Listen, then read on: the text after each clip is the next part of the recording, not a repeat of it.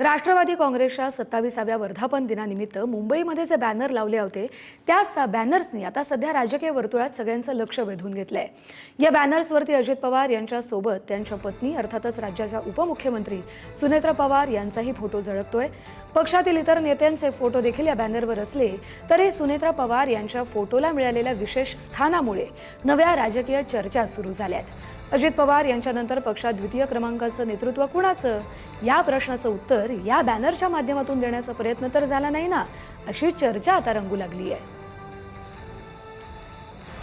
राष्ट्रवादी काँग्रेससाठी आजचा दिवस अत्यंत महत्त्वाचा आहे, कारण आज वर्धापन दिन आहे। पण ज्या वर्धापन दिनामध्ये एक वेगळी गोष्ट पाहायला मिळते आहे, तो म्हणजे वर्धापन दिनाच्या लावलेले बॅनर्स। एकीकडे आपण पाहायला मिळालं सगळीकडे बॅनर्स वेगवेगळे लावण्यात आले आहेत। या अजितदादांच्या राष्ट्रवादी पक्षाचे बॅनर जिकडे लावण्यात आले आहेत त्या बॅनरवर अजितदादांसोबत जो फोटो आहे तो सुनेत्रा वहिनींचा फोटो आपल्याला पाहायला मिळतात।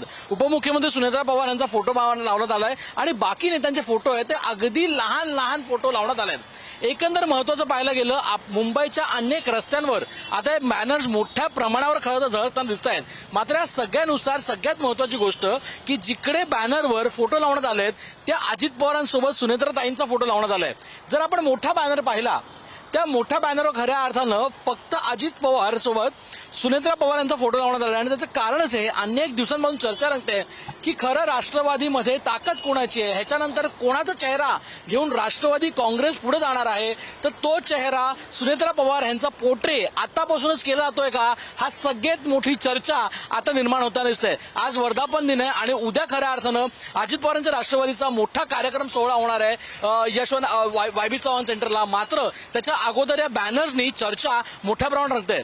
चर्चा ही रंगते की आताच्या घटकेला या बॅनर्समध्ये चर्चा तरी आहे तरी काय की नेतृत्वाचं शिफ्ट जेव्हा बोलतो तर नेतृत्व शिफ्ट आता खऱ्या अर्थानं उपमुख्यमंत्री सुनेत्रा पवार यांच्या हद्दीत होणार आहे का, ह्यांचा चेहरा खऱ्या अर्थानं मुख्य चेहरा म्हणून वापरण्यात येणार आहे का, हा सगळ्यात मोठा प्रश्न आता चर्चेचा विषय पूर्ण राजकीय वर्तुळ झालाय। सुरेश सोबत श्रेया सावंत, पुढारी न्यूज, मुंबई।